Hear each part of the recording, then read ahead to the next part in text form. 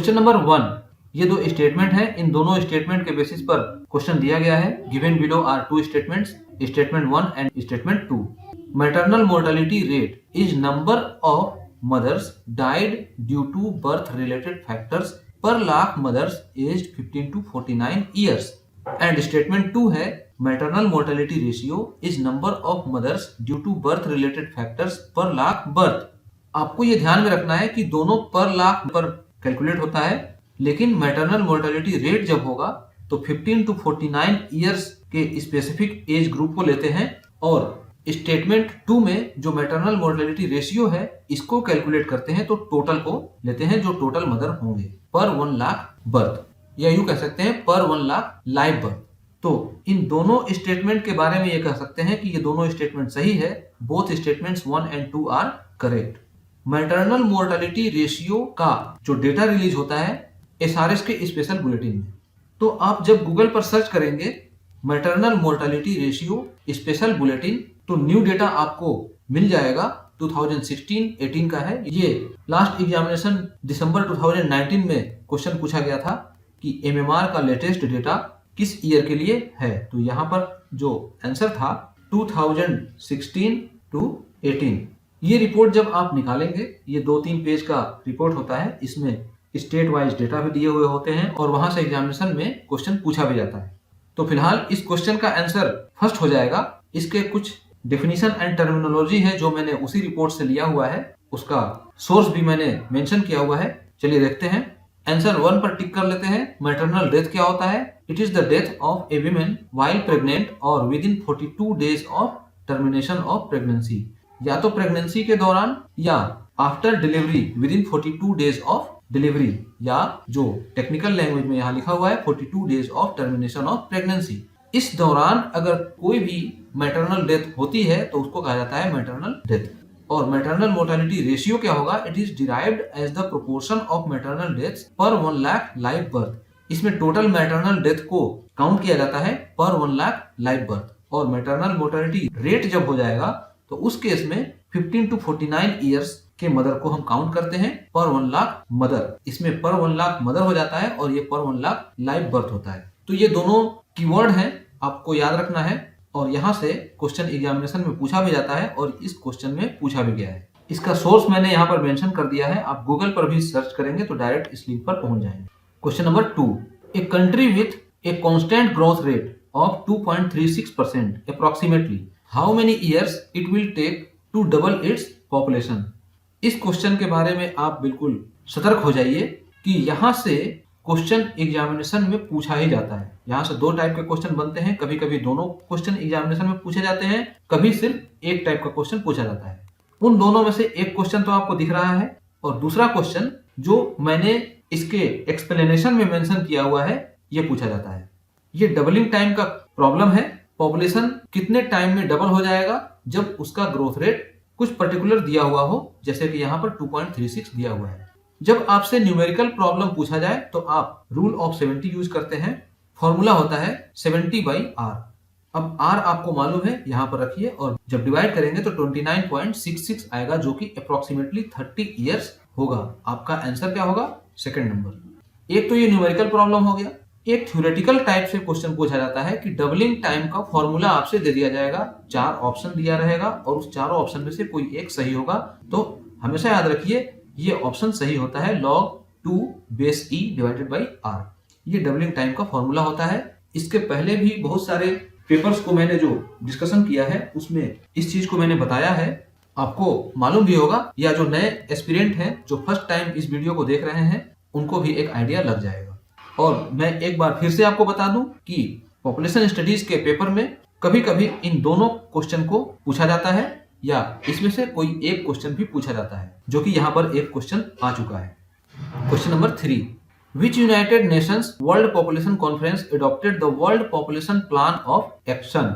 ये world population plan of action, इसके बारे में जो क्वेश्चन पूछा गया था जून 2020 का जो पेपर है, यहाँ से बुचारेस्ट, मैक्सिको और कायरो, ये तीनों इसमें आंसर सही होगा।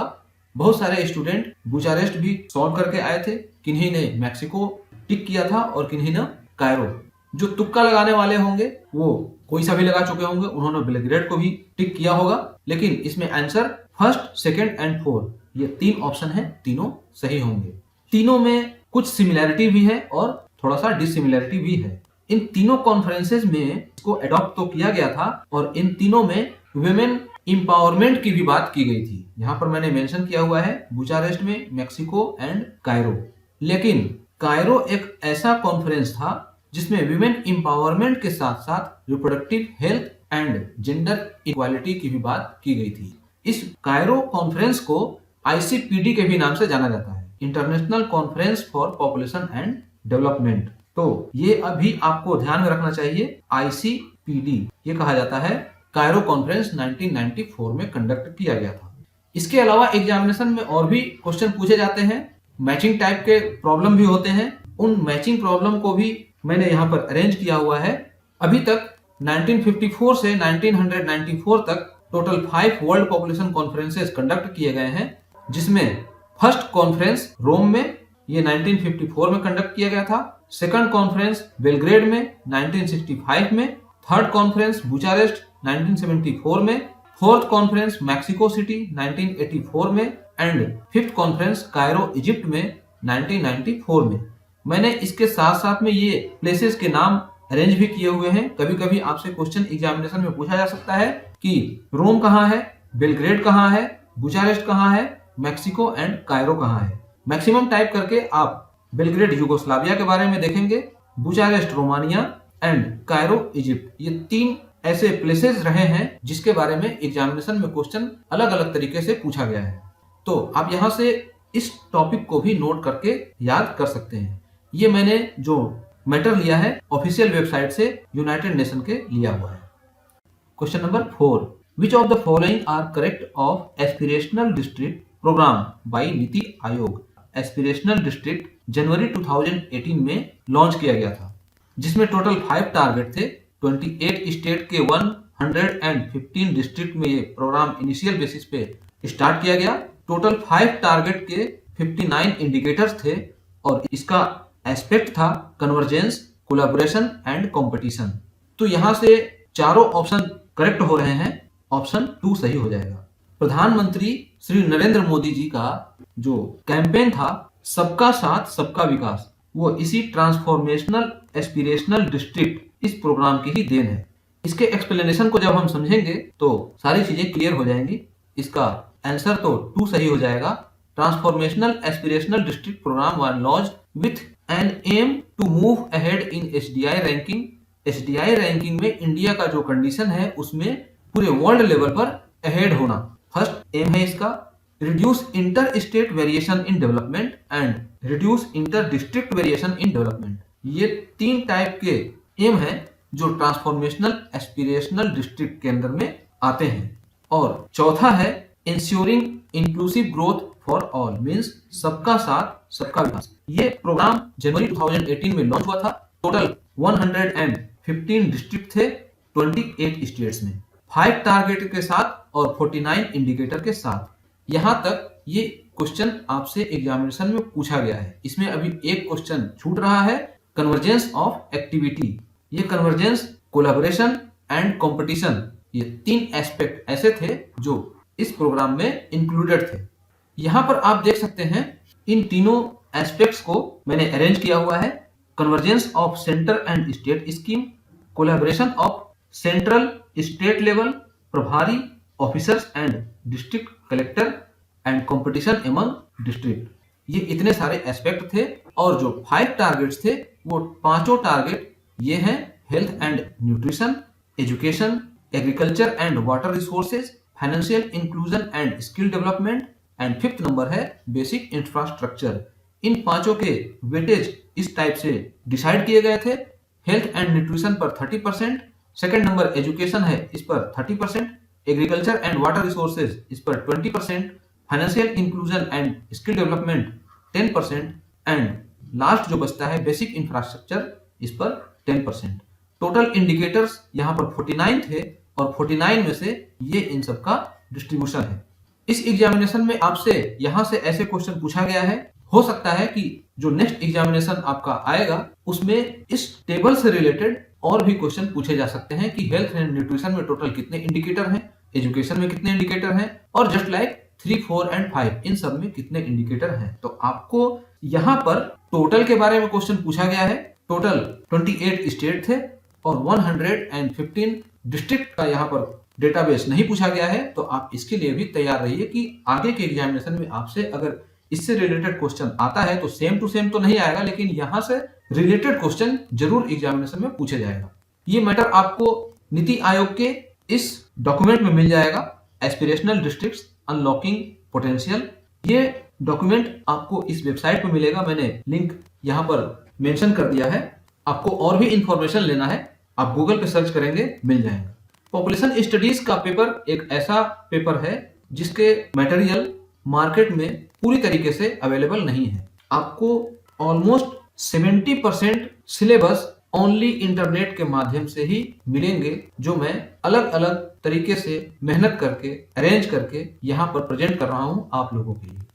अब बढ़ते हैं हमारे नेक्स्ट क्वेश्चन की तरफ। क्वेश्चन नंबर 5, ये सस्टेनेबल डेवलपमेंट गोल का इंडेक्स है, इसके बारे में क्वेश्चन पूछा गया है। 2018 के डेटा के रिगार्डिंग ये क्वेश्चन पूछा गया है। चूंकि अभी नेक्स्ट एग्जामिनेशन जून 2021 या जुलाई 2021 में कंडक्ट होने की उम्मीद है, इसलिए मैंने नेक्स्ट एग्जामिनेशन को ध्यान में रखते हुए करंट डेटा को लिया है। और करंट डेटा के अकॉर्डिंग क्वेश्चन का आंसर मैच हो भी सकता है आंसर की से, या नहीं भी हो सकता। तो यहाँ पर दिया गया है अकॉर्डिंग टू एसडीजी इंडेक्स 2018, जिसको मैंने 2019 कर दिया है, published by NITI Aayog, arrange following states in ascending order of their index lower to higher. 4 यहाँ पर दिए हुए हैं और 5वां जम्मू कश्मीर है। आपको इन चारों को देखकर एक आइडिया होना चाहिए कि ये चारों ईएजी स्टेट हैं। इन 4 के अलावा 4 और ईएजी स्टेट होते हैं। टोटल ईएजी स्टेट की संख्या 8 है। उत्तर प्रदेश से अलग हुआ था उत्तराखंड, एक यूके हो जाएगा उत्तराखंड। बिहार से अलग हुआ था झारखंड। उड़ीसा एक ईएजी स्टेट है और मध्य प्रदेश इससे अलग हुआ था छत्तीसगढ़। तो ये 3 यहाँ पर है और 4 यहाँ है, टोटल 7, और एक आता है राजस्थान। तो नीति आयोग ने जब एसडीजी इंडेक्स जारी किया टोटल स्टेट के लिए, उसमें उन्होंने 50 से 70 तक स्कोर दिया सारे स्टेट को। तो यहाँ से एक क्वेश्चन और बन सकता है कि सबसे मिनिमम जो स्कोर दिया वो 50 था और सबसे मैक्सिमम 70 था। सबसे मिनिमम स्कोर बिहार का है और सबसे मैक्सिमम जो 70 है वो केरला और चंडीगढ़ इन दोनों स्टेट का है। यहाँ पर जो ऑप्शन आपसे पूछा गया है वो ईएजी स्टेट से है। इसमें सबसे मिनिमम 50 है बिहार का, उसके ऊपर उत्तर प्रदेश है, उसके ऊपर 2 स्टेट आपको दिख रहे हैं उड़ीसा एंड मध्य प्रदेश, और ये जम्मू कश्मीर एक अलग स्टेट है, ये 59। तो अरेंजमेंट आपका कुछ ऐसा होगा, लो टू हाई पूछा जा रहा है तो बिहार, उत्तर प्रदेश, उड़ीसा ऑब्लिक मध्य प्रदेश एंड जम्मू कश्मीर। इसमें कोई सा भी ऑप्शन मैच नहीं हो रहा है, इसलिए मैंने स्टार मार्क करके रखा हुआ है। इसमें कोई ऑप्शन सही होगा ये 2018 के अकॉर्डिंग, लेकिन हम यहाँ पर 2019 के अपडेटेड डेटा के अकॉर्डिंग ये क्वेश्चन सॉल्व कर रहे हैं। तो अलग अलग करंट डेटा के हिसाब से रैंकिंग ऊपर नीचे हो सकती है, इसलिए इस बार के जो रिपोर्ट है उस रिपोर्ट के अकॉर्डिंग इसमें से कोई सा भी अरेंजमेंट सही नहीं होगा। Correct arrangement of states according to SDG index 2019 low to high, मैंने ऊपर में ये बता दिया। आपको क्वेश्चन में सिर्फ स्टेट का नाम दिया हुआ है, जो ग्रीन में यहाँ पर आपको दिख रहा था, ये सब मैंने अरेंज किया है क्वेश्चन को सॉल्व करने के लिए, जो कि आपके लिए बिल्कुल इजी हो जाए। कुछ ईएजी स्टेट है, टोटल 8, उन 8 स्टेट को मैंने यहाँ अरेंज किया हुआ है। आप यहाँ पर देख सकते हैं। इस टेबल से भी क्वेश्चन पूछा जा सकता है कि which EAG state has the highest score, तो आंसर आपका होगा 64 उत्तराखंड। बात कर लेते हैं इंडिया के एसडीजी स्कोर की, 60 है as per 2019 data published by NITI आयोग।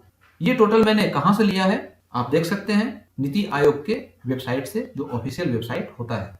नेक्स्ट क्वेश्चन है question number 6, according to SDG index 2019। यहाँ पर जो क्वेश्चन एग्जामिनेशन में पूछा गया था, ईयर नहीं दिया हुआ था, इस ईयर को मैंने यहाँ पर मेंशन किया है। जब जून 2020 के लिए पेपर कंडक्ट किया गया था नवंबर 2020 में, तो चूंकि उस समय तक ये डेटा नहीं आया रहा होगा, इसलिए ये जो क्वेश्चन है 2018 के अकॉर्डिंग क्वेश्चन पूछा गया था, मैंने यहाँ पर 2019 के अकॉर्डिंग इसको सॉल्व किया है। This index published by NITI आयोग arrange following states in ascending low to high order of their SDG index। अभी आपने जो ऊपर में क्वेश्चन देखा उसमें भी लो टू हाई क्वेश्चन पूछा गया था, और जो नीचे क्वेश्चन आप देख रहे हैं ये भी लो टू हाई क्वेश्चन पूछा गया है। क्योंकि अब पॉपुलेशन स्टडीज का जो पेपर हो रहा है वो एनटीए द्वारा कंडक्ट किया जा रहा है, और एनटीए कंप्यूटर बेस्ड टेस्ट ही कंडक्ट कराता है। तो जो क्वेश्चन का ऑर्डर है वो किसी भी नंबर पे क्वेश्चन पूछा जा सकता है। तो मैंने क्या किया है कि अलग अलग जगह पर जो क्वेश्चन रिलेटेड क्वेश्चन पूछे गए थे उन सारे क्वेश्चन को सीरियल में रख के अरेंज किया है, और अरेंज करके ही उसको प्रेजेंट किया है, ताकि आपके लिए भी इजी हो और मुझे भी समझाने में आसानी हो। अभी आपने 5th नंबर क्वेश्चन में जो देखा एसडीजी इंडेक्स को लोअर टू हायर में अरेंज करना, वो ईएजी स्टेट के रिगार्डिंग था, जिसमें एक जम्मू कश्मीर को अलग से डाला गया था। और यहाँ पर जो क्वेश्चन पूछा गया है ये टोटल ऑल ओवर पूछा गया है लो टू हाई में। आपको टॉप 5 अगर याद है तो टॉप 5 में से आप इस क्वेश्चन का आंसर दे सकते हैं। जैसे केरला एंड चंडीगढ़, इन दोनों का एसडीजी इंडेक्स 70 है। इसके बाद हिमाचल प्रदेश का नंबर आता है, तो सबसे मैक्सिमम में हिमाचल प्रदेश हो जाएगा। मैंने यहाँ पर एसडीजी इंडेक्स अरेंज भी किया हुआ है टॉप 10, आप देख सकते हैं। Kerala Chandigarh 70, Himachal Pradesh 69, Andhra Pradesh 67, Tamil Nadu and Telangana 67, Karnataka, Goa, Sikkim, Gujarat and Maharashtra. ये टोटल 10 स्टेट ऐसे हैं जो एसडीजी इंडेक्स में टॉप पर हैं। इसमें आपसे पंजाब के बारे में भी पूछा गया है, जो टॉप 10 में नहीं है। तो सबसे लोवेस्ट इस कैटेगरी में कौन सा हो जाएगा? पंजाब। तो Punjab, then Goa, then Tamil Nadu oblique Telangana and then Himachal Pradesh, इसका अरेंजमेंट होगा। इसलिए इसमें से कोई सा भी ऑप्शन सही नहीं होगा। मैंने स्टार मार्क लगा करके रखा हुआ है। मैंने पहले ही बताया कि सभी स्टेट्स को 50 से 70 के बीच ही स्कोर किया गया है। तो मिनिमम बिहार का है और मैक्सिमम 2 स्टेट है, केरला एंड चंडीगढ़। यहां से भी क्वेश्चन पूछा जा सकता है, आप इसको नोट कर सकते हैं। ये आपको मटेरियल नीति आयोग की वेबसाइट पर मिलेगा, यहां से आप और भी इंफॉर्मेशन निकाल सकते हैं। क्वेश्चन नंबर 7, ये हंगर इंडेक्स के ऊपर बेस्ड क्वेश्चन है। 2019 के डेटा के अकॉर्डिंग क्वेश्चन पूछा गया है। विच one of the following is correct sequence. Total यहाँ पर 4 कंट्रीज हैं। इन 4 कंट्रीज को देखकर हमें ये समझ में आता है ये सार्क कंट्रीज हैं। टोटल 8 सार्क कंट्रीज होते हैं, south Asian association for regional cooperation, जिसमें हंगर इंडेक्स में सबसे ऊपर रैंकिंग श्रीलंका का है, उसके बाद नेपाल का है, फिर बांग्लादेश का है, फिर पाकिस्तान का है एंड देन इंडिया का है। तो इसमें ऑप्शन आपका 2 हो जाएगा, ये सही। सार्क कंट्रीज के ग्लोबल हंगर इंडेक्स के स्कोर को मैंने इस टेबल में अरेंज किया हुआ है, जिसमें आप देख सकते हैं कि इंडिया का कंडीशन सार्क कंट्रीज में 5वां है, 27.2 स्कोर के साथ 94th रैंक पर है, और इसका जो जीएचआई स्टेज है वो सीरियस है। बाकी जो लास्ट में आप देख रहे हैं भूटान एंड मालदीव, इसके जीएचआई स्कोर मुझे इस स्कोर में नहीं मिले, लेकिन ऑर्डर मुझे मिला, इसलिए मैंने इन दोनों को अरेंज किया है, लेकिन रैंक यहाँ नहीं डाला है। सिमिलर तरीके से बांग्लादेश का भी जीएचआई स्कोर तक तो मिल गया, लेकिन किस रैंक पर है ये मुझे नहीं मिला, इसलिए इस रैंक को मैंने यहाँ पर ब्लैंक छोड़ दिया है। और ये जो जीएचआई स्टेज है इनका, ये मॉडरेट श्रीलंका एंड नेपाल है, बांग्लादेश पाकिस्तान सीरियस है, और इंडिया अफगानिस्तान भी सीरियस कंडीशन में जीएचआई स्कोर में है। जीएचआई स्कोर का जो रैंकिंग करने का मेथड है वो 0 to 100 पॉइंट स्केल पे डिपेंड करता है, जहां पे 0 सबसे बेस्ट स्कोर को बताता है, मींस नो हंगर, एंड 100 बताता है बिल्कुल वर्स से वर्स कंडीशन। ये सस्टेनेबल डेवलपमेंट गोल 2 का एक पार्ट है, अचीव 0 हंगर बाई 2030। एसडीजी का जो टारगेट है वो 2030 तक रखा गया है। According to global hunger index 2020 report, India ranks 94th, ये आरडी टाइपिंग मिस्टेक है, among 107 countries with a score of 27.2। ये कुछ डेटाबेस है, आप यहाँ से नोट कर सकते हैं। ये डेटा आपको official website global hunger index का यहाँ पर मेंशन है, मिल जाएगा, और भी इंफॉर्मेशन निकाल सकते हैं और भी दूसरे कंट्रीज के पर्सपेक्ट में।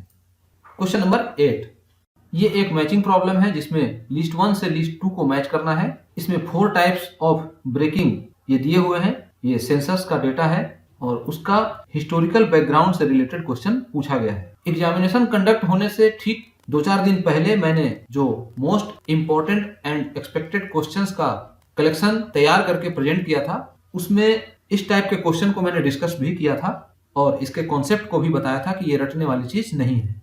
मैं यहाँ पर उसी चीज को फिर से दोहरा करके बता रहा हूँ कि 1891 से 1921 तक जो पॉपुलेशन का ग्रोथ था स्टैग्नेंट था। तो यहां से ऑप्शन आपका 2 सही हो रहा है, ए का 2। अब देखिए ए का 2 यहां पर सिर्फ 2 में मैच हो रहा है, ये आंसर सही हो जाएगा।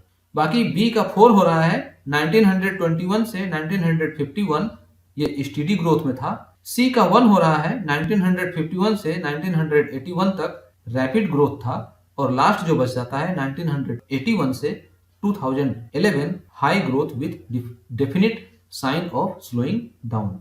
इसको रटने की चीज नहीं है, ये जब भी डिजिटल ग्रोथ रेट में कमी आई और उस कमी के बाद अगले सेंसस में जैसे ही डिजिटल ग्रोथ रेट बढ़ा तो वहीं से इसका ब्रेकिंग हो गया। और जब जब ये कम हुआ वहां से ये अभी टोटल 4 फेज इसके हो चुके हैं। इन्हीं चारों को यहाँ से क्वेश्चन में दिया गया है। ये क्वेश्चन 1981 से 2001 तक पूछा जाता था डी ऑप्शन में, लेकिन इस बार 2011 भी पूछा गया है क्योंकि 81 के बाद ये स्लोइंग डाउन होता चला आ रहा है। अगर फिर से एक बार कभी ग्रोथ रेट बढ़ जाए तो ये यहीं पे ब्रेक होकर के फिर 2011 से आगे बढ़ जाएगा। लेकिन मोस्ट प्रोबेबली इस बार जो 2021 का सेंसस होगा उस सेंसस में भी ये ग्रोथ रेट और नीचे जाने की संभावना है।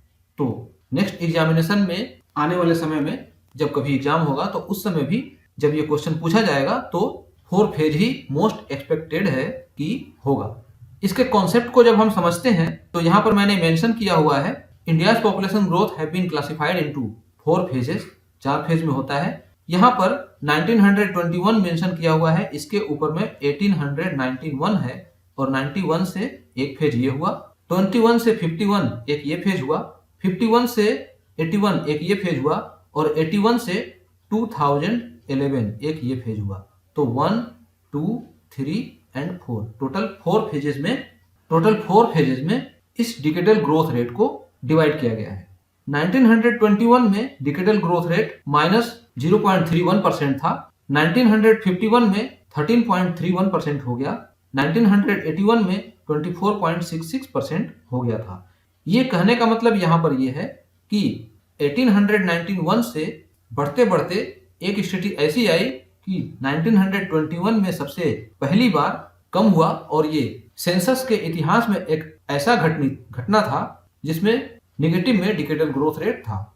यहां से जब बढ़ना शुरू हुआ तो 1941 तक तो ये बढ़ा, लेकिन पहली गिरावट 13.31% के साथ 1951 में हुआ। फिर इसके बाद जब ये बढ़ना शुरू हुआ तो 1971 तक 24.8% तक ये बढ़ा, जो सेंसस के हिस्ट्री में सबसे मैक्सिमम डिकेडल ग्रोथ रेट था। इसके बाद जब घटना शुरू हुआ तो 1981 में 24.66% था। तब से 1991, 2001 एंड 2011 यहां तक ये घटता रहा। इसीलिए जो 4th ऑप्शन है आपका 1981 से 2011, इसका answer high growth with definite sign of slowing down ये लिया हुआ है। तो टोटल 4 फेज होते हैं और चौथा फेज कौन सा था? ये चौथा फेज यही था 1981 से 2011। इसके बारे में भी क्वेश्चन एग्जामिनेशन में पूछा गया था, जो मैं आगे डिस्कस करूंगा। थोड़ा सा और कॉन्सेप्ट समझ लेते हैं। अभी मैंने जो समझाया वो टोटल कंप्लीट इस टेबल में आपको दिख रहा है। ये टेबल मैंने कई बार मेंशन किया हुआ है, इसको डिस्कशन भी किया हुआ है, आप समझ सकते हैं। इसको नोट करके आप एनालिटिकल तरीके से और भी इसमें से इंफॉर्मेशन निकाल सकते हैं जितना मैंने बताया उसके अलावा। सेक्स रेशियो की अगर बात करें तो सबसे मैक्सिमम सेक्स रेशियो 972 था 1901 में। अभी करंट टाइम में 943 है। तो ऐसे आप डेटा है, डेटाबेस के ऊपर आप क्वेश्चन तैयार करके खुद से भी समझ सकते हैं। पॉपुलेशन डेंसिटी भी यहां से आप नोट कर सकते हैं 382 है और डिकेडल ग्रोथ रेट सबसे मैक्सिमम 1971 में था 24.8%। इसके बाद घटते घटते अभी 2011 में 17.7% है। इसमें एग्जामिनेशन में एक और क्वेश्चन पूछा जाता है एनुअल ग्रोथ रेट के बारे में कि सबसे मैक्सिमम एनुअल ग्रोथ रेट कब था। तो डिकेडल ग्रोथ रेट तो आपको मालूम है कि 1971 में डिकेडल ग्रोथ रेट सबसे मैक्सिमम था और उसके ठीक अगले सेंसस में मींस 1981 में एनुअल ग्रोथ रेट 2.22% था, जो कि सबसे maximum annual growth rate record किया गया था। तो आपको इसको भी याद रखना है और ये सारे डेटा मैंने सेंसस रिपोर्ट 2011 से लिया हुआ है। इसके ऑफिशियल वेबसाइट पर आप जाएंगे तो आपको बहुत सारी चीजें मिल जाएंगी। मैंने मैक्सिमम चीजों को यहाँ पर रिलेटेड कवर कर दिया है। नेक्स्ट क्वेश्चन है 9 नंबर। इसमें मुझे बहुत ज्यादा डिस्कशन करने की जरूरत नहीं है, मैंने ऊपर में ही सब कुछ बता दिया है। During which period India entered into the fourth phase of high population growth. पहला फेज 91 से 21 तक था, दूसरा फेज 21 से 51 तक था, तीसरा फेज 51 से 81 तक था और चौथा फेज 1981 से 2011 तक था। मैंने नोट भी कर दिया है, इसका आंसर फोर्थ नंबर हो जाएगा see above explanations. Question number 10, arrange the following states in descending order according to percentage of population in the age group 60 year and above to the total population of the states as per SRS statistical report 2018 के according. यहाँ पर हम लोग solve करेंगे। Question दिया हुआ है 2017 के अकॉर्डिंग। अभी आने वाले एग्जामिनेशन में क्वेश्चन ऐसे ही पूछा जाएगा, जो अपडेटेड डेटा होगा उसी के अकॉर्डिंग क्वेश्चन आएगा। यहाँ पर सिर्फ स्टेट्स के नाम मेंशन किए गए हैं। मैंने इस रिपोर्ट से इस क्वेश्चन के अकॉर्डिंग 60 ईयर एंड एबव वाले टोटल पॉपुलेशन के परसेंटेज को ग्रीन हाईलाइटेड कंटेंट जो दिख रहा है मैंने मेंशन किया हुआ है। Karnataka 8.1%, Maharashtra 9.0%, Tamil Nadu 11.0%, Himachal Pradesh 11% and Punjab 10%। Descending order के बारे में क्वेश्चन पूछा गया है, तो आपको सी और डी ऊपर दिख रहा है। तमिलनाडु ऑब्लिक हिमाचल प्रदेश हो जाएगा, उसके बाद पंजाब होगा, महाराष्ट्र होगा एंड देन कर्नाटका होगा। ऑफिशियल आंसर की से इसका आंसर मैच हो भी सकता है और नहीं भी हो सकता, क्योंकि ये जो क्वेश्चन पूछा गया था 2017 के अकॉर्डिंग, हमने लिया है डेटा 2018 के अकॉर्डिंग। यहाँ पर मैच हो रहा है DCEBA, ऑप्शन 1 सही हो जाएगा। टॉप 5 स्टेट की बात जब हम करें तो हाई टू लो, केरला सबसे मैक्सिमम परसेंट के साथ 60 प्लस ईयर्स के लोग वहां पे हैं according to SRS statistical report 2018। Himachal Pradesh and Tamil Nadu 11 है, उड़ीसा एंड पंजाब 10 है, आंध्र प्रदेश 9.4 है। और top 5 states low to high percentage में सबसे मिनिमम जो परसेंटेज है 6.3 के साथ बिहार का है, फिर झारखंड का है 6.4, Assam and Delhi 6.5 and Uttar Pradesh 6.8। 60 plus years population of India 8.1 है टोटल अगर हम बात करें, जिसमें मेल 7.8% एंड फीमेल 8.4%। ये डेटा है। ये डेटा आपको मिलेगा एसआरएस स्टैटिस्टिकल रिपोर्ट 2018 के पेज नंबर 57 पर स्टेटमेंट 7 में। नेक्स्ट क्वेश्चन है 11 नंबर। ये रिग्रेशन एनालिसिस के ऊपर बेस्ड क्वेश्चन है, जो स्टैटिस्टिक्स के स्टूडेंट हैं बिल्कुल क्लियर कट इसको समझ जाएंगे, क्योंकि पॉपुलेशन स्टडीज में स्टैटिस्टिक्स के अलावा पॉपुलेशन स्टडीज के स्टूडेंट, ज्योग्राफी के स्टूडेंट, मैथमेटिक्स के स्टूडेंट को भी अलाउ किया जाता है। तो उनके लिए थोड़ा सा ये प्रॉब्लमेटिक क्वेश्चन हो सकता है, लेकिन स्टेट्स वालों के लिए ये प्रॉब्लम क्रिएट नहीं करेगा। यहाँ पर रिग्रेशन मॉडल का एजम्पशन के बारे में क्वेश्चन पूछा गया है। तो रिग्रेशन मॉडल का जो एजम्पशन होता है, first linear between y and x ये होता है। दूसरा जो रेसिडुअल है इंडिपेंडेंट नहीं होता है, तो ये तो कट जाएगा, बी नहीं होगा। The errors have zero mean and constant variance. जो एरर है ई से डिनोट करते हैं या एप्सिलॉन भी लिखते हैं। फॉलो नॉर्मल 0 1 ये होता है। हम इसको एजम्पशन में कुछ हम ऐसे डिसाइड करके लिखते हैं, एरर है zero mean and constant variance. Mean इसका 0 है और एक कांस्टेंट वेरिएंस होगा। For each value of x the residuals have a normal distribution about regression line. ये हमारा y एक्सिस है, ये x एक्सिस है। ये अगर रिग्रेशन लाइन है तो कुछ ऐसे बनता है, आप जब बुक को पढ़ेंगे ऐसे समझ में आएगा। और इस पॉइंट से इस पॉइंट के बीच एक ऐसे आपको एक नॉर्मल कर्व दिखाई देगा। इसी कर्व के बारे में क्वेश्चन पूछा गया है। यहाँ पर एजम्पशन है for each value of x the residuals have a normal distribution about regression line. इस रिग्रेशन लाइन के बेस पर जो रेसिडुअल टर्म है नॉर्मल डिस्ट्रीब्यूशन को फॉलो करता है। ये हमारा x एक्सिस होता है और ये y एक्सिस होता है। तो इसमें a, c और d ये तीनों एजम्पशन तो सही है, ऑप्शन 2 हो जाएगा। लेकिन रेसिडुअल टर्म आपका सही नहीं होगा, ये इंडिपेंडेंट नहीं होता है। इसको मैंने कुछ इस तरह से एक्सप्लेन किया है, आप देख सकते हैं। ये आपको इंट्रोडक्शन टू इकोनोमेट्रिक्स, ये जीएस मडाला एंड काजल लाहिरी की बुक है, इसमें मिल जाएगा। इसके अलावा एक दामोदर एंड गुजराती की भी बुक होती है इकोनोमेट्रिक्स की, उसमें भी मिल जाएगा। और किसी दूसरे बुक में भी मिल जाएगा। ये एजम्पशन आपको समझ में आ जाएगा। Linear regression line of y on x for n observation is given as, ये इस तरह से डिफाइन किया जाता है, आप सभी लोग को मालूम होगा, yi is equal to alpha plus beta xi plus error term where i going 1 to n, where alpha and beta ये दोनों क्या होता है, अननोन पैरामीटर्स होते हैं और इन्हीं को हमें रिग्रेशन लाइन में एस्टिमेट करना होता है with an error term ei। Assumption of linear regression equation क्या होता है, जो रिलेशनशिप है y एंड x के बीच ये लीनियर होता है। अगर एरर टर्म का एक्सपेक्टेशन निकाले तो ये जीरो होता है, यही होता है error term with zero mean and इसका वेरिएंस होता है constant. For each value of x the residuals have a normal distribution about regression line. जो मैंने यहाँ पर फिगर के थ्रू आपको बताया कि ये रिग्रेशन लाइन है, इस रिग्रेशन लाइन पर जितने भी रेसिडुअल टर्म्स होंगे ये नॉर्मल डिस्ट्रीब्यूशन को फॉलो करते हैं और रेसिडुअल टर्म का फॉर्मूला होता है observe values of y minus predicted y। Residual terms कुछ इस तरह से डिफाइन होगा, एप्सिलॉन i का estimate is equal to yi जो ऑब्जर्व yi है minus alpha cap minus beta cap xi। यहाँ पर एक इंपॉर्टेंट नोट है, नोट कर सकते हैं, observe value comes from the data, ये ऑब्जर्व वैल्यू डेटा से आएगा and predicted value comes from regression line. जब हम एस्टिमेट करते हैं तो वहां से प्रेडिक्टेड वैल्यू मिल जाता है, ये आपको इस बुक में मिल जाएगा। और इसके अलावा और दूसरे कोई भी बुक आप फॉलो करते हैं तो उसमें भी यही सारे एज्यूम्पशन लिखे होंगे, कोई भी बुक खराब नहीं होती, बस आपको उसमें से मैटर निकालने आना चाहिए कि किस तरीके से आप मैटर वहां से गेन कर रहे हैं। Question number 12, which one of the following are part of Burgess concentric zone model of urban land use. ये अर्बनाइजेशन का क्वेश्चन है, इसमें 5 ऑप्शंस दिए हुए हैं, इस 5 ऑप्शंस के अकॉर्डिंग आंसर चूज करना है।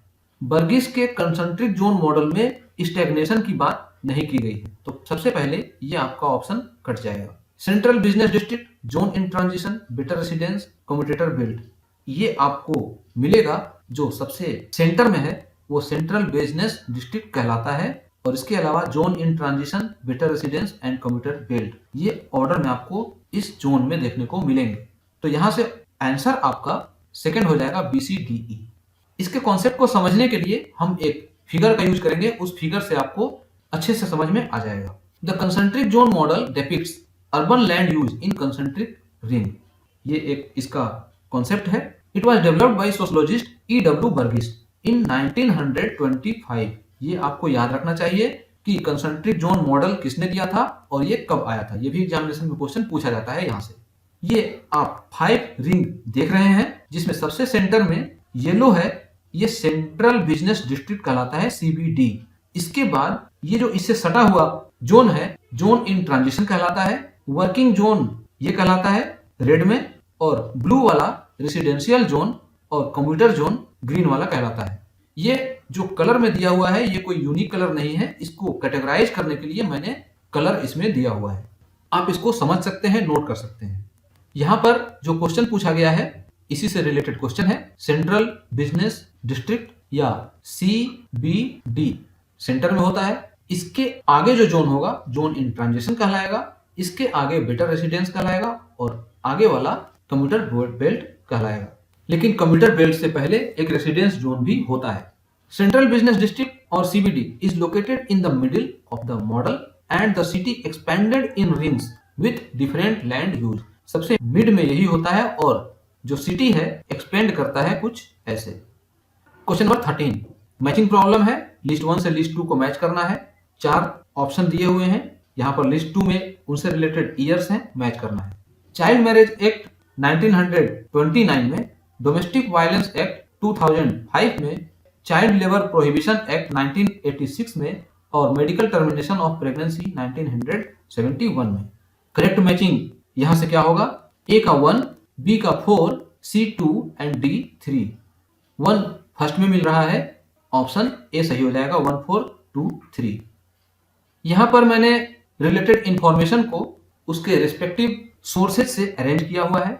Child marriage restraint act 1929, this act was passed in 1929 to eradicate the evil of child marriage. Domestic Violence Act 2005, the act covers all women who may be mother, sister, wife, widow or partners living in a shared household. Child Labor Prohibition Act 1986, this is employment of children below 14 and 15 years is prohibited. And medical termination of pregnancy act 1971, इसको MTP act भी कहा जाता है short में।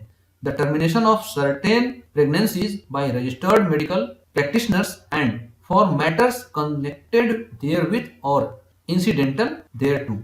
ये related information है जो मैंने अरेंज किया हुआ है, आप नोट कर सकते हैं। और बढ़ते हैं क्वेश्चन नंबर 14 की तरफ। Given below are two statements, यहाँ पर टू स्टेटमेंट्स दिए हुए हैं।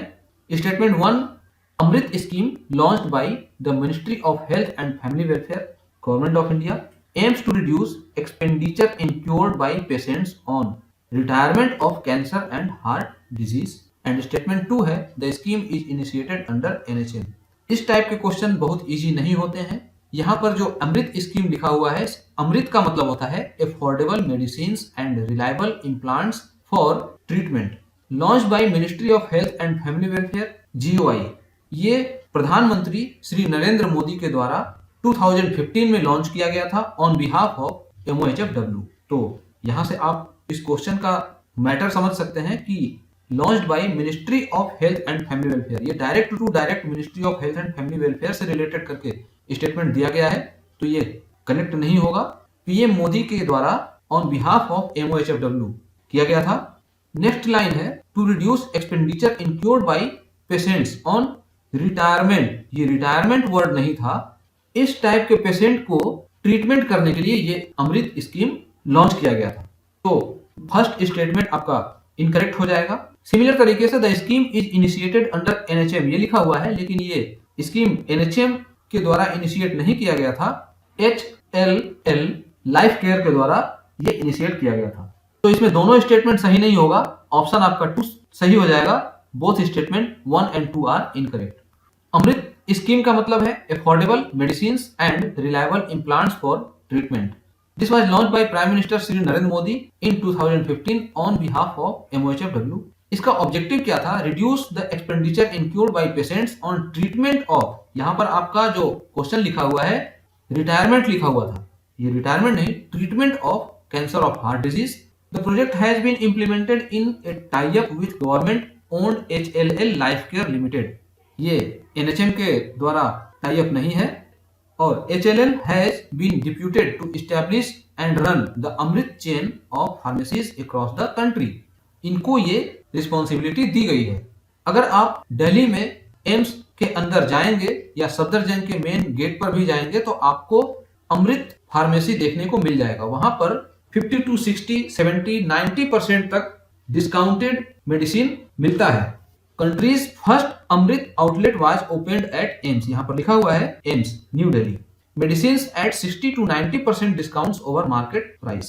ये इसके कुछ ऑब्जेक्टिव थे और उसको फुलफिल करने के लिए कंट्री में अमृत फार्मेसी को भी इस्टेब्लिश किया जा रहा है।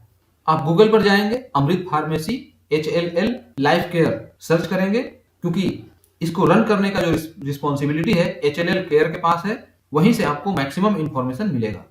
Question number 15, the estimated Whipple's index value 120 indicates that age data is। ये Whipple इंडेक्स के कैलकुलेटेड वैल्यू से रिलेटेड क्वेश्चन पूछा गया है, जिसमें रेंज होता है 0 to 500। बहुत सारे बुक में आपको 100 से 500 के बीच में भी Whipple इंडेक्स का रेंज देखने को मिलेगा। मैं अभी इन दोनों को क्लियर करूंगा कि ये दोनों कैसे होता है। Whipple इंडेक्स जब 0 होगा, if ages are not reported, जब एज रिपोर्ट ही नहीं किया जाएगा तो उस केस में Whipple इंडेक्स का वैल्यू 0 होता है। Whipple इंडेक्स 100 होगा if reported age are not heaping, and Whipple index 500 होगा if reported age are heaping. तो यहां पर आपको 3 चीजों में से ये समझना पड़ेगा कि जब 0 कब होगा, जब एज को रिपोर्ट किया ही नहीं गया। लेकिन जब एज को रिपोर्ट किया गया और उसमें कोई भी हिपिंग नहीं है तो 100 होगा, और जब हिपिंग है तो 500 होगा। अब इस 0 से 500, या यूं कहें कि 100 से 500 का जो रेंज है, इसको डिस्ट्रीब्यूट किया गया है क्वालिटी ऑफ डेटा के अकॉर्डिंग। यहां पर इस टेबल में देख सकते हैं United Nations estimate for Whipple's index. Highly accurate कब होगा? Less than 105। लेकिन ये हाईली एक्यूरेट कब होगा? 100 से 105 के रेंज में ये हाईली एक्यूरेट होता है। फेयरली एक्यूरेट होता है 105 से 109.9, इसको 110 भी कह सकते हैं, किसी किसी बुक में आपको मिलेगा लेकिन यूनाइटेड नेशंस का जो वेबसाइट है उस वेबसाइट पर आपको ऑथेंटिक डेटा सोर्स जो है यही लिखा हुआ है, आप यहाँ से नोट कर सकते हैं। अप्रोक्सीमेट डेटा जो मॉडरेट होता है 110 से 124.9 तक होता है, रफ डेटा 125 से 174.9 तक होता है एंड वेरी रफ डेटा जो होगा वो 175 से अधिक होगा, तो बहुत ज्यादा रफ होता है। तो यहाँ पर जो मॉडरेट वैल्यू दिया गया है ये आपका करेक्ट आंसर होगा। Moderate data means approximate data होता है 110 से 124.9 के बीच में। ऑप्शन आपका 2 सही हो जाएगा। 122 इंडिकेट करता है मॉडरेट डेटा को। क्वेश्चन नंबर 16, ये भी एक मैचिंग प्रॉब्लम है जिसमें क्वालिटी ऑफ डेटा लिस्ट 1 में लिखा हुआ है और रेंज ऑफ विपिल्स इंडेक्स ये लिस्ट 2 में है। अभी सेम क्वेश्चन मैंने क्वेश्चन नंबर 15 में एक्सप्लेन किया है। ये क्वेश्चन भी सेम ईयर में जून 2020 का क्वेश्चन है, उसमें आया हुआ है। ये अलग अलग जगह पर क्वेश्चन था क्योंकि कंप्यूटर बेस्ड टेस्ट होता है। सॉल्व करने के लिए मैंने रिलेटेड क्वेश्चन को एक जगह अरेंज करके ही प्रेजेंट करने की कोशिश किया है, तो इसमें मुझे बहुत ज्यादा समझाने की जरूरत नहीं है। हाईली एक्यूरेट कब होगा? जब अंडर 105 होगा। फेयरली एक्यूरेट कब होगा? जब 105 से 110 तक होगा। अप्रोक्सीमेट कब होगा? 110 से 125 तक। और रफ डेटा कब होगा? 195 से 175 लिखा हुआ है, लेकिन ये मोर देन 175 होता है। अभी मैंने इसके ऊपर का जो क्वेश्चन था, रेंज मैंने बताया कि ये 105 से 110, 110 से 125, 125 से 175 हो सकता है। ये वही यहाँ पर क्वेश्चन पूछा गया है, आप यहाँ से समझ सकते हैं। और जब मैच करेंगे तो A का 4 हो जाएगा। यहाँ पर A का 4 2 में मैच हो रहा है और B का 2 होगा। B का 2 फर्स्ट में मैच हो रहा है। ऑप्शन 1 सही हो जाएगा। नेक्स्ट क्वेश्चन है 17 नंबर। 17 नंबर क्वेश्चन है, which one of the following indices is used to measure the extent of preference of age ending with digit 0 and 5? ये 0 and 5 का केस विपिल्स इंडेक्स में ही होता है। ऑप्शन 4 सही हो जाएगा। अब आप देख लीजिए कि विपिल्स इंडेक्स से रिलेटेड लगातार 3 क्वेश्चन आ गए हैं एग्जामिनेशन में।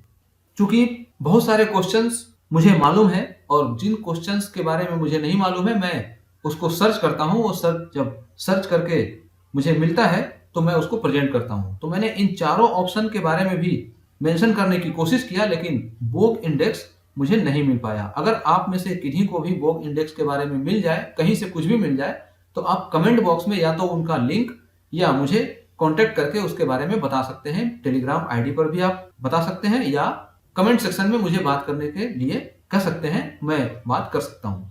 मायर्स इंडेक्स और United Nation age sex accuracy index, ये भी क्वेश्चन पूछे जाते हैं एग्जामिनेशन में। यहाँ पर ये ऑप्शनल देकर के पूछा गया है। 0 to 5 जो होता है विपिल्स इंडेक्स होता है, और यही 0 to 9 जब हो जाएगा या उसी 0 to 9 को ब्लेंडेड पॉपुलेशन के अगेंस्ट में रखते हैं, मायर्स इंडेक्स होता है। जब एज सेक्स रेशियो कैलकुलेट करेंगे तो यूनाइटेड नेशन का कॉन्सेप्ट होता है, उसमें UN age sex accuracy index हो जाता है। तो चलिए देखते हैं, मैंने अरेंज किया हुआ है Whipple's index, Myers index and UN age sex accuracy index. Bogue index के बारे में मुझे बहुत सारा कुछ नहीं मिल पाया, मैंने यहाँ पर अरेंज नहीं किया है। आपको अगर मिले तो कमेंट बॉक्स में बताइएगा। Whipple's index gives the relative performance of digits 0 and 5 while reporting age in the interval 23 to 62। ये 23 से 62 के इंटरवल में जो भी एज रिपोर्टिंग होगी उसमें 0 और 5 से जो भी हिपिंग होगा विपिल्स इंडेक्स प्रोवाइड करता है। मायर्स इंडेक्स क्या होता है? It is an overcome on the drawback of Whipple's index because it is on the blended population. ये ब्लेंडेड पॉपुलेशन के ऊपर बेस्ड होता है, इसीलिए ये एक बेस्ट मेजर माना जा सकता है ओवर विपिल्स इंडेक्स, क्योंकि विपिल्स इंडेक्स ओनली 23 से 62 ईयर्स के एज ग्रुप को ही कंसिडर करता है, लेकिन मायर्स इंडेक्स टोटल ग्रुप को कंसिडर करता है, इसीलिए ये एक बेटर इंडेक्स है विपिल्स इंडेक्स से। The Myers index considers entire span of age ending in each of the 10 digits from 0 to 9, और इसी 0 to 9 की वजह से ये blended population generate करता है। UN Age Sex Accuracy Index, it is based on 3 components S, M and F। S क्या है? Average Age Sex Ratio Score। M है Average Male Age Ratio Score and Average Female Age Ratio Score F है। और UN index कुछ इस तरह से define होता है 3S + M + F। UGC net के एग्जामिनेशन में जितने टाइप के क्वेश्चन बन सकते हैं मैं उतने ही कंटेंट को यहाँ पे अरेंज करता हूँ। इसके आगे अगर आपको पढ़ना है तो आप बुक को फॉलो कर सकते हैं। मैंने technical demography by R Ram Kumar इस बुक को फॉलो किया है और यहाँ से ये मैटर निकाला है। नेक्स्ट क्वेश्चन है 18 नंबर। देखिए ये भी विपिल्स इंडेक्स से रिलेटेड क्वेश्चन है। आपको विपिल्स इंडेक्स निकालने का अगर फॉर्मूला याद है तो आप इस क्वेश्चन को कर सकते हैं। Which among the following is correct formula for Whipple's index. ये विपिल्स इंडेक्स का फॉर्मूला होता है, थर्ड नंबर में हो जाएगा sum of population age 25 to 60 divided by sum of total population age 23 to 62 into 500। Actually में जो 500 होता है ये यहाँ पर 1 डिवाइडेड बाई 5 होता है और इंटू 100 होता है। तो जब 5 उधर ले जाएंगे तो ये हो जाएगा 500, इसलिए ऑप्शन आपका 3 सही हो जाएगा। क्योंकि विपिल्स इंडेक्स में 23 से 62 ईयर्स ऑफ एज तक के ही पॉपुलेशन को कंसिडर किया जाता है, इसलिए जो डिनोमिनेटर में यहाँ आ रहा है sum of total population of all ages, ये ऑप्शन कट जाएगा। Sum of total population of all ages ये भी कट जाएगा। Sum of total population age 25 to 75 ये भी कट जाएगा, क्योंकि आपको मालूम है कि इसका एज जो होता है 23 से 62 तक ही होता है, जो आपको सिर्फ थर्ड ऑप्शन में लिखा हुआ है। आंसर ये सही हो जाएगा। This Whipple index was developed by American demographer George C Whipple. Whipple's index is used to measure the age misreporting. Age misreporting को मेजर करने के लिए विपिल्स इंडेक्स का यूज होता है। Whipple's index gives the relative performance of digit 0 and 5। ये same question ऊपर में आया हुआ था। While reporting age in the interval 23 to 62। Formula for calculating Whipple's index ये हो जाएगा, मैंने अभी ऊपर में बताया। जब इस 5 को उधर ले जाएंगे तो ये 500 हो जाता है। Whipple index is equal to population age 25 to 60 इन सबका sum divided by population age 23 to 62 और into 500, where px is the number of persons reporting their ages as x।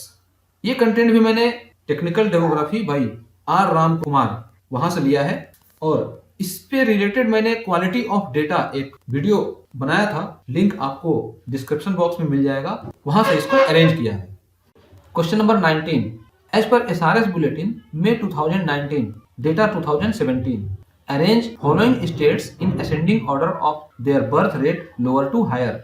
ये चूंकि जून 2020 का पेपर है, यहाँ पर May 2019 के लिए क्वेश्चन पूछा गया था। इसमें 2017 का डेटा एस्टिमेटेड था, लेकिन अभी हम नेक्स्ट एग्जामिनेशन की प्रिपरेशन के लिए जब क्वेश्चन को सॉल्व कर रहे हैं तो मैं यहाँ पर May 2020 में जो नया डेटा आया है जिसका रेफरेंस ईयर है 2018, इसके लिए हम इस क्वेश्चन को सॉल्व करेंगे। इस रिपोर्ट के अकॉर्डिंग यहाँ से आंसर सही मैच हो भी सकता है या नहीं भी हो सकता है, लेकिन May 2020 के लिए जब हम सॉल्व करेंगे तो इसका अरेंजमेंट में जो रैंकिंग है ऊपर नीचे हो सकता है। 2020 में बर्थ रेट सबसे मैक्सिमम 26.2 था बिहार का। उसके बाद नंबर आता है उत्तर प्रदेश का, थोड़ा ही कम है 25.6, फिर मध्य प्रदेश का 24.6, राजस्थान का 24 एंड उसके बाद नंबर आता है झारखंड का 22.6 एंड देन छत्तीसगढ़ 22.5। इसको याद करने के लिए आपको ये टेक्निक लगाना पड़ेगा, BUMRAJ Bihar, UP, MP, Rajasthan, Jharkhand. ये बर्थ रेट का डिसेंडिंग ऑर्डर है, तो इसमें असेंडिंग ऑर्डर क्या हो जाएगा, झारखंड, राजस्थान, मध्य प्रदेश, उत्तर प्रदेश एंड बिहार। ऑप्शन आपके सामने है, आप नोट कर लीजिए। सबसे कम छत्तीसगढ़ है, ई हो जाएगा, CBDA, आंसर ए सही हो जाएगा। क्रूड बर्थ रेट के बारे में क्वेश्चन पूछा गया है, तो crude birth rate high to low मैंने यहाँ पर मेंशन किया हुआ है, Bihar, UP, MP, Rajasthan, Jharkhand, Chhattisgarh. Question पूछा गया है लो टू हाई, आप यहाँ से देख लेंगे, छत्तीसगढ़, झारखंड क्वेश्चन में नहीं दिया हुआ है, Rajasthan, MP, UP and Bihar. Sample registration system 2022 से ये डेटा लिया गया है, तो एसआरएस क्या है, it provides the estimates on birth rate, death rate, natural growth rate and infant mortality rate and other fertility and mortality indicators in the country. यहां से क्वेश्चन एग्जामिनेशन में पूछा जाता है source of data for birth rate, death rate, natural growth rate, infant mortality rate and other fertility and mortality indicators, ये सारे sample registration system से आते हैं। यहाँ पर SRS बुलेटिन 2020 का मैंने स्क्रीनशॉट डाला हुआ है, फॉर रेफरेंस ईयर 2018 है, आप देख सकते हैं। Estimated birth rate, death rate, natural growth rate and infant mortality rate 2018 में 2020 के लिए है। बर्थ रेट इंडिया का 20 है, डेथ रेट 6.2 है, नेचुरल ग्रोथ रेट 3.8 है और इन्फेंट मोर्टेलिटी रेट 32 है। सोर्स आपको मालूम है, SRS बुलेटिन में 2020। नेक्स्ट क्वेश्चन है 20 number and almost last for this session. Given below are two statements. Assertion A है, substantial public investment in health and education is key to achieve sustainable human development, and इसका reason है rising inequality due to low public investment slows advance in human development. Assertion में जो आप देख रहे हैं, public investment की बात की गई है in health and education. It is the key to achieve sustainable development. ये SDG 4 है। सस्टेनेबल डेवलपमेंट गोल का फोर्थ गोल एजुकेशन से रिलेटेड है और इसका रीजन है rising inequality due to low public investment slows advance in human development. ये rising inequality की बात हो रही है यहाँ पर। तो SDG की ही अगर हम बात करें तो SDG 10 में रिड्यूसिंग ऑफ इनइक्वालिटी की बात की गई है। ये गोल नंबर 10 है। तो इसमें असर्शन एंड रीजन ये दोनों ट्रू होगा, लेकिन ये रीजन इस असर्शन का फुल्ली सपोर्ट नहीं करता है, क्योंकि यहाँ पर सब्सटेंशियल पब्लिक इन्वेस्टमेंट की बात हो रही है और यहाँ पर लो पब्लिक इन्वेस्टमेंट की बात हो रही है।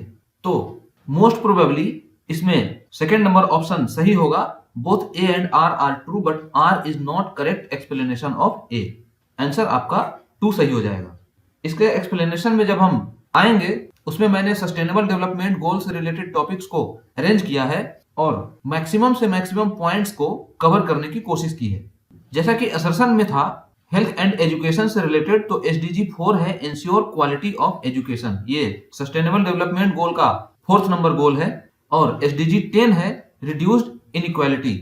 SDG की बात करें तो it is the collection of 17 global goal to be achieved by 2030। ये एग्जाम में क्वेश्चन पूछा जाता है। टोटल 17 ग्लोबल गोल हैं और इसको अचीव करने का टारगेट 2030 तक है। Globally, the SDGs were adopted in September 2015 and came into force on 1st January 2016. ये अडॉप्ट किया गया था 2015 में और फोर्स में आया था 1 जनवरी 2016 को। इसका टारगेट है 2030 तक अचीव करना सारे गोल को। SDG 10 में जो रिड्यूस इनइक्वालिटी है, इसमें एक्चुअली में इनकम इनइक्वालिटी की बात की गई है। द रिचेस्ट 10%, इस डॉक्यूमेंट में लिखा गया है the richest 10% have up to 40% of global income and the poorest 10% earn only between 2 to 7% of total global income. In respect of population growth inequality, only in developing countries, the income inequality has increased by 11% in the countries.